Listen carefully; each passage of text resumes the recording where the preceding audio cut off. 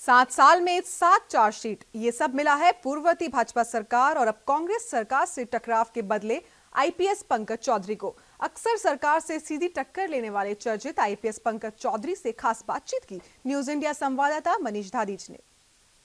अफसरशाही हो या प्रदेशों की नौकरशाही, कहीं ना कुछ अधिकारी ऐसे मिलते हैं जो सीधे केंद्र सरकार से या प्रदेश सरकार से सीधे टकराव का एक मादा रखते हैं।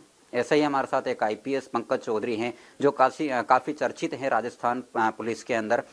चौधरी साहब, सबसे पहले तो आपसे जानना चाहेंगे कि आपको 7 साल हो गए पुलिस सेवा में और 7 चार्जशीट अब तक, यानी हर एक साल में एक चार्जशीट, ऐसा क्यों?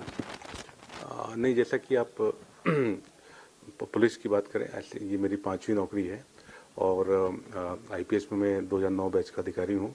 और ट्रेनिंग के बाद देखा जाए तो लगभग 7वां साल मेरा चल रहा है।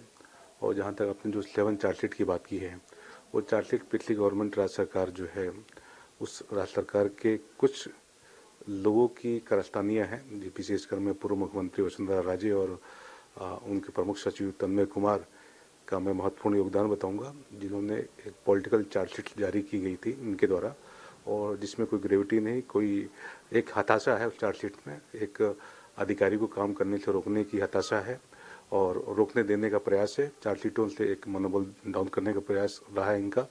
उन चार्जशीटों का जवाब दिया जा रहा है। कुछ मामले जो है कोर्ट्स में, कुछ मामले गवर्नमेंट ऑफ इंडिया में है। और इस तरह की चार्जशीटें, पॉलिटिकल चार्जशीटें जनरली जो है कुछ ऐसे अधिकारियों के ऊपर प्रयोग के रूप में लाई जाती हैं जो लोग निष्पक्ष होते हैं।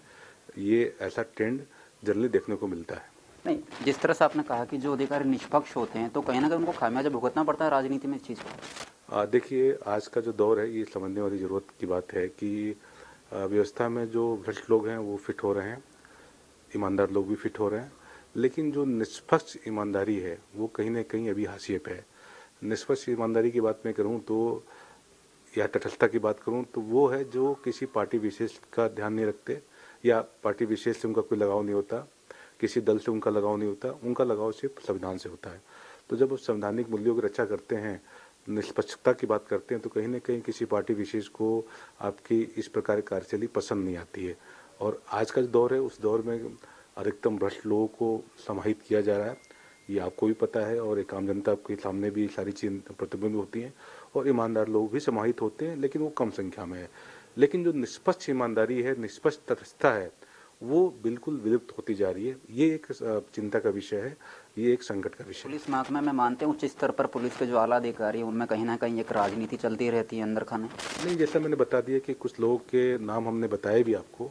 एक लॉबी के रूप में लोग जब आगे बढ़ते हैं, तो वो जब लॉबी आगे बढ़ती है तो होता क्या है कि वो स्वार्थ सिद्धि का प्रयास करती है। जो है, उनके कुछ लोगों को वो सेटल करने का प्रयास करते हैं। सेटल का मतलब उनको मुख्य धारा में लाकर अपनाने का प्रयास करते हैं, जो जाति विशेष पे भी हो सकता है, क्षेत्र विशेष पे भी हो सकता है और धर्म विशेष भी हो सकता है। मेरा हमेशा लॉबी से हमेशा मेरा ये रहा है कि लॉबी जो है वो एक नकारात्मक पहलू है। इससे क्या होता है, कहीं ना कहीं राज्य का अहित होता है, प्रदेश की जनता का हित होता है। मैं इस पदस्थापन को लेकर, जैसा मैंने बताया कि मैं जब मेरे पहला पदस्थापन जैसलमेर के बाद पीटीएस किशनगढ़ हुआ था, उसको हमने बहुत ही ऊर्जा के साथ, बहुत ही एक नवाचार के साथ हमने 5-6 महीने बच्चों के साथ, जवानों के साथ, नए जवानों के साथ बिताया और बहुत अच्छा माहौल रहा। लेकिन अगर आप 5 साल के बाद पुनः अगर आप उसी पद को दोबारा देंगे पुलिस के विंग में, तो कहीं ना कहीं संशय की भावना, जैसा कि मैं अपने डीजी साहब से और मैं अन्य ऐसे अधिकारी हैं जिन्होंने कि इस नाम को प्रपोज किया है आगे, कहीं ना कहीं उनकी साजिश दिखती है, उनकी कुंठा दिखती है। और इस तरह का जो व्यवहार ये कर रहे हैं, इस व्यवहार से ये प्रतीत होता है कि ये कहीं ना कहीं बायस्ड है। एक प्रदेश में जो है निष्पक्षता को शायद ये महत्व नहीं देना चाहते, ईमानदारी को महत्व नहीं देना चाहते, और इनको लगता है कि शायद सिस्टम में वो लोग सेट होने चाहिए जो किसी भी तरीके से सेट होने का प्रयास करते हैं, चाहे वो रास्ते कोई भी हो। पंकज जी, आपसे आखिरी सवाल रहेगा जाते जाते, रिटायरमेंट के बाद या वीआरएस लेने के बाद क्या राजनीति में आप कदम रखेंगे? नहीं, देखिए, ऐसा है कि मैं पिछले 18 साल में, ये मेरी 5वीं नौकरी है और मैं पुलिस मेरी पहली चॉइस रही है। मैंने आईएएस छोड़ के मैंने आईपीएस लिया और मेरे परिवार में दूर दूर तक कोई आईएएस आईपीएस नहीं रहा है। ये बहुत मुश्किल से इस पद को मैंने पाया है और इसको मैंने जीने का प्रयास किया है और लगातार इस पद में मैंने अपनी संतुष्टि भी रही है। लेकिन ऐसे समय में जब आप पुलिस में एक अच्छा समय व्यतीत कर चुके हैं, उसके बावजूद भी अगर सरकार के कुछ लोग आपके खिलाफ हो जाएं, क्योंकि वो लोग उस नेचर के नहीं हैं, करप्ट सिस्टम का पार्ट बने रहना चाहते हैं, जिनकी अलग अपनी एक थ्योरी है, अगर ऐसे लोग बाधा के रूप में सामने आते हैं तो कहीं ना कहीं ये महसूस होता है कि अपन लोग को एक अपनी अलग कैरियर को देखना पड़ सकता है, अपने एक नए दिशा को देखना पड़ सकता है। जैसा कि मैंने किसी एक मीडिया कर्मी से बोला भी था कि ये मेरी 5वीं नौकरी है और मैं पूरा प्रयास कर रहा हूँ कि इस पुलिस व्यवस्था में जितना ज़्यादा मैं योगदान दे सकूं। लेकिन अगर इस तरह सरकारें जानबूझ के प्रताड़ित करती रहेंगी, वरिष्ठ अधिकारी प्रताड़ित करते रहेंगे, तो डेफिनेटली बात है कि भविष्य गर्त में कहीं ना कहीं कुछ नया लिखा है। मैं बचपन से कोई आईपीएस नहीं बनना चाहता था, लेकिन परिस्थितियों ने मुझे आईपीएस बनाया है।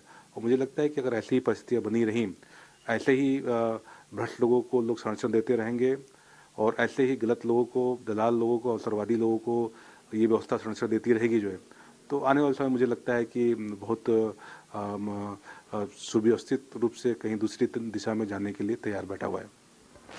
तो ये थे हमारे साथ में चर्चित आईपीएस पंकज चौधरी, जिनका साफ तौर पे मानना है कि पूर्ववर्ती राज्य सरकार में इनको 4 साल हाशिए पे रखा गया, तो वहीं पर अब कांग्रेस सरकार में भी जो पुलिस विभाग के जो आला अधिकारी हैं कहीं ना कहीं लॉबिंग करते हैं और इनका उस लॉबिंग का शिकार पंकज चौधरी को होना पड़ रहा है।